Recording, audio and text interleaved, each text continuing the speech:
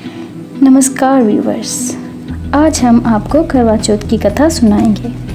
करवा चौथ की कथा तो आपने सुनी होगी, पर क्या आप जानते हैं कि कार्तिक मास की चतुर्थी को करवा चौथ क्यों कहा जाता है और सबसे पहले करवा चौथ व्रत किसने रखा? तो आइए कथा का आरंभ करते हैं।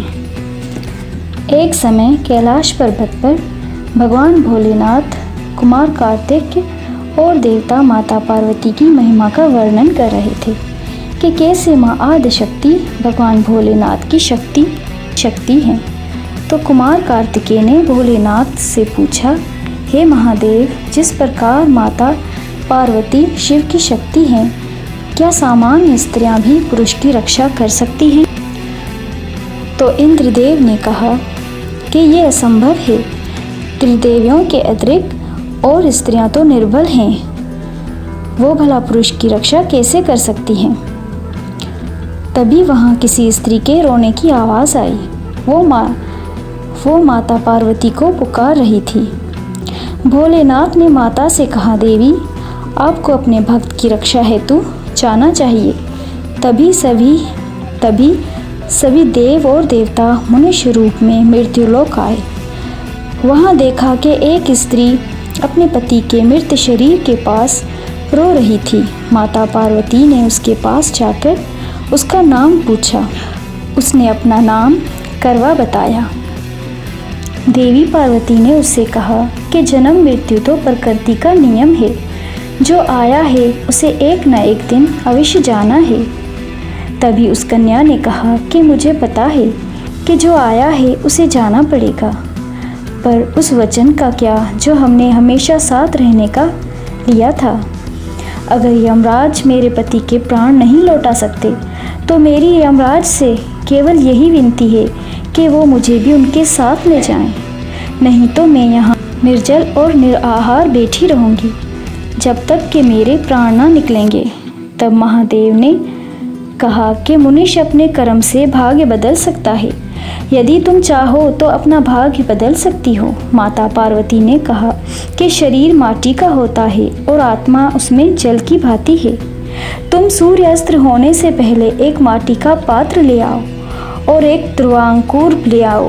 वो बन भटकती पात्र की तलाश कर रही थी और महादेव और पार्वती से विनती कर रही थी। और वहाँ महादेव और माता पार्वती कुंभकार का रूप धारण करके उसकी सहायता कर रहे होते हैं। जब वो वहाँ आकर माटी का बर्तन लेने ही वाली थी कि इंद्रदेव ने अपनी शक्ति से ऐसी आंधी चलाई कि सब बर्तन टूट गए।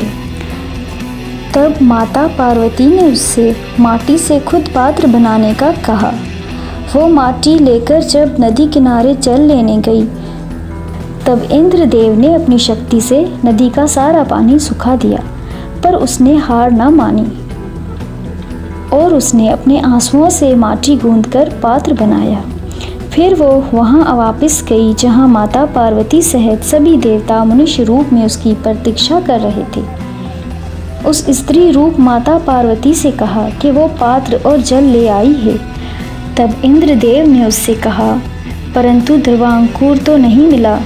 तब उसने संकल्प किया कि यदि उसके प्रेम में सच्चाई है तो ये सूखी घास ध्रुवांकुर में परिवर्तित हो जाएगी। तभी उसके संकल्प से ही सूखी घास ध्रुवांकुर बन गई और वो 16 श्रृंगार करके उस जल भरे पात्र को अपने पति के ऊपर छिड़का तो वो फिर से जीवित हो गया। उस तरह करवा अपने पति के प्राण यम से वापस ले आई। करवा अपने पति को जीवित देखकर बहुत ही प्रसन्न हुई। महादेव और माता पार्वती सहित सभी देवता अपने असली स्वरूप में आए। उन्हें देखकर करवा और उसके पति ने भगवान भोलेनाथ और माता पार्वती की स्तुति की। करवा के दृढ़ विश्वास और संकल्प को देखकर माता पार्वती ने कहा, आज कार्तिक मास की कृष्ण पक्ष चतुर्थी के दिन तुमने निर्जल और निराहार रहकर अपने पति के प्राण बचाए। आज का दिन तुम्हारे नाम से जाना जाएगा। आज का दिन करवा चौथ के नाम से संसार में प्रसिद्ध होगा। आज के दिन जो स्त्री निर्जल और निराहार उपवास करेगी वो अखंड सौभाग्यवती बनेगी। उसी लिए आज का दिन करवा चौथ के नाम से प्रसिद्ध हुआ।